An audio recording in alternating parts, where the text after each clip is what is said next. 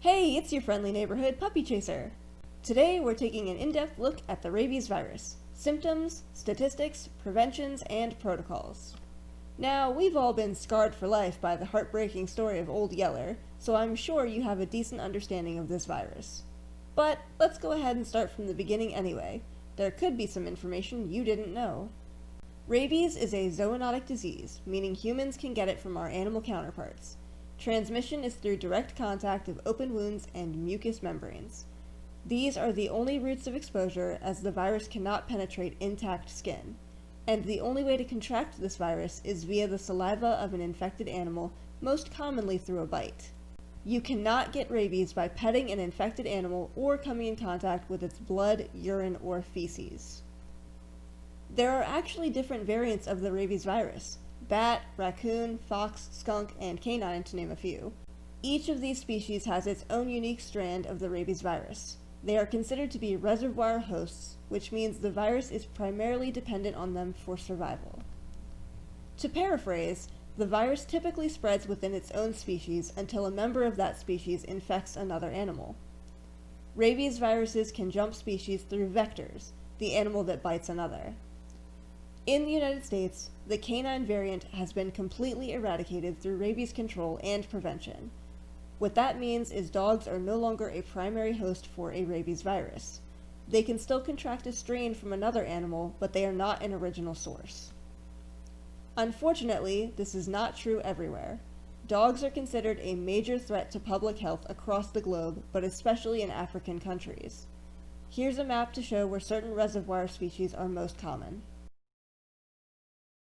In the United States, there have been 25 reported cases of rabies in humans between 2009 and 2019.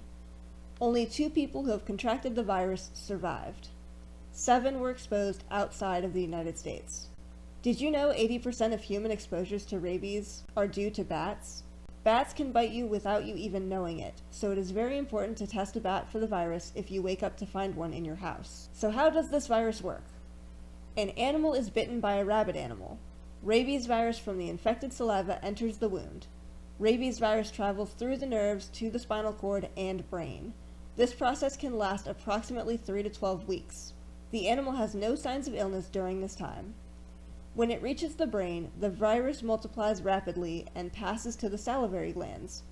The animal begins to show signs of the disease. The infected animal usually dies within 7 days of becoming sick. That brings us to the reasoning behind the different quarantine procedures for animal bites. When an animal bites a person, it is required to undergo a 10-day quarantine.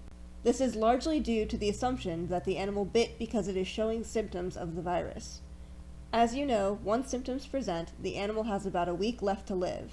Therefore, if the animal is alive and well after 10 days, it probably does not have the virus.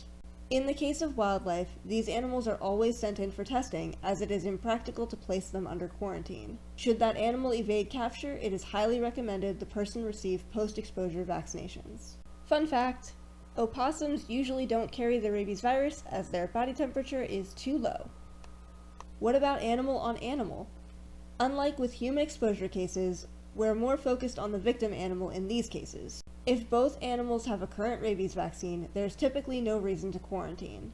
If only the victim animal has a current vaccine, it will get a booster and the owner is asked to keep a close eye on it for about 45 days. If the victim animal does not have a current vaccine, it has to be quarantined for 6 months. Long story short, get your animals vaccinated.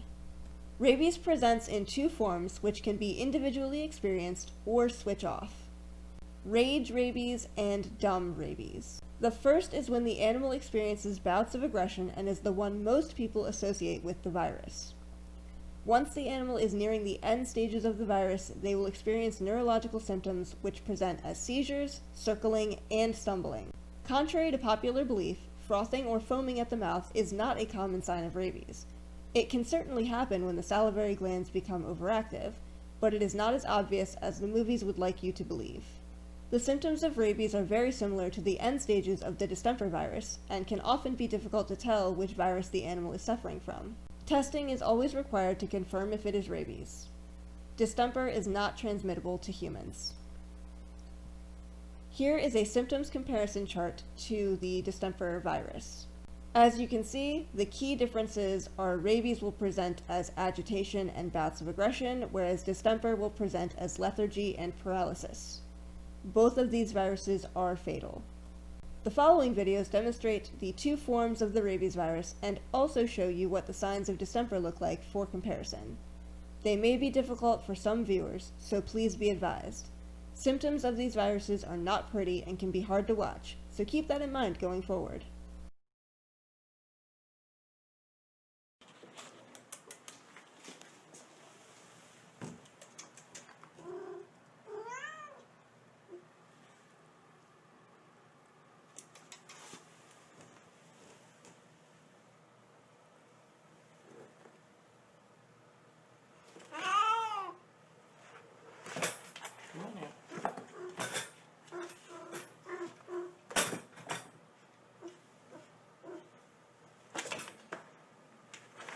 This supposedly is a cat that was fairly nice, fairly normal a day ago.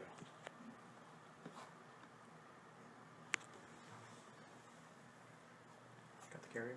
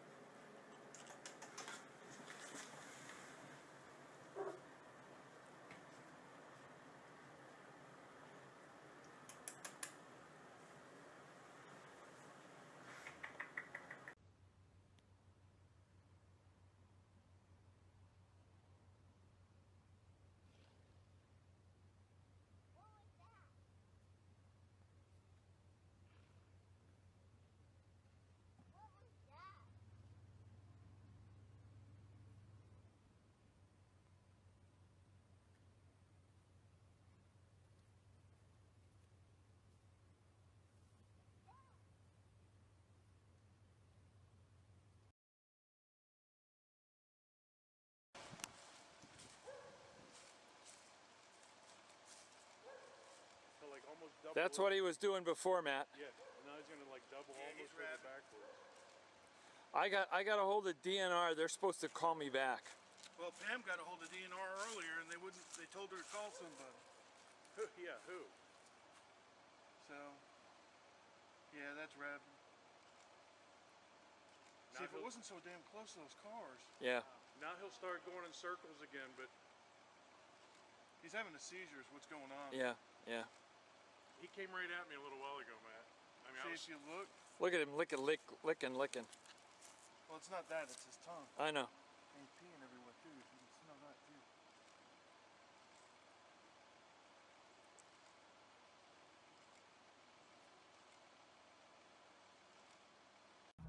You're in the front yard.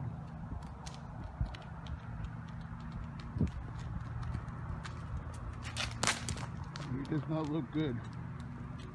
I don't know if he's drunk or got a busted leg. He's got a busted leg. You alright there, little guy? Yeah, you look like you're drunk. Yep.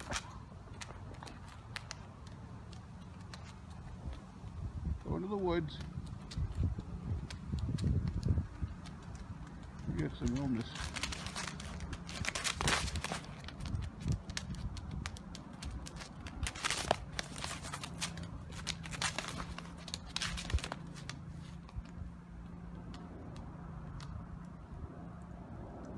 He's a rabbit. Yeah, there's something in the back of his neck there, the back of his head. I want to help you, okay, bud? Yeah. Think again. Okay, bud, that's just scary. Buddy. Yeah, same thing. Same thing. Whatever it is. Oh, bud. Huh? I just feel bad for him. Yeah, he's bad. Look at that.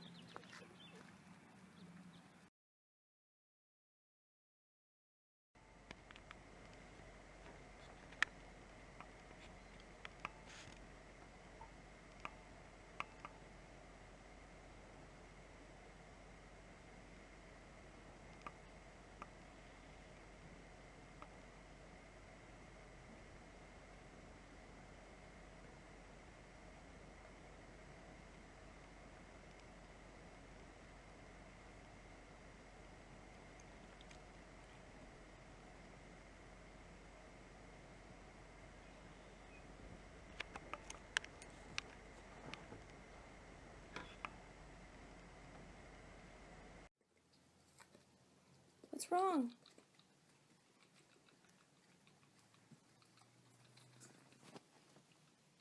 Honey. Honey.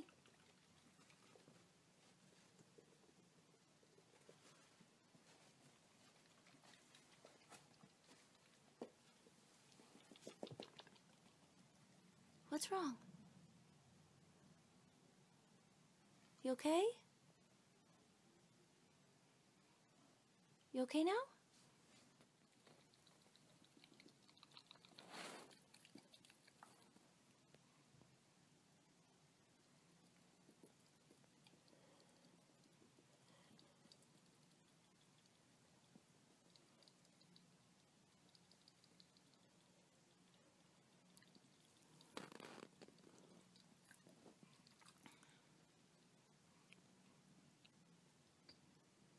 Both of these diseases can be prevented with proper vaccination of your animals.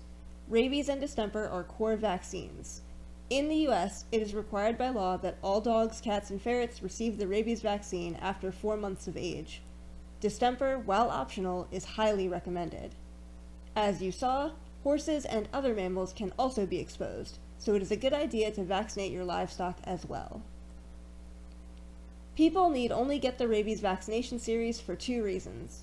Pre-exposure, if they are going to be working in a field where exposure to infected animals is a high probability, like animal shelter, veterinary clinic, wildlife management, or animal control, and post-exposure, if they have experienced an exposure to an animal that tested positive for the rabies virus, or if that animal could not be located for testing.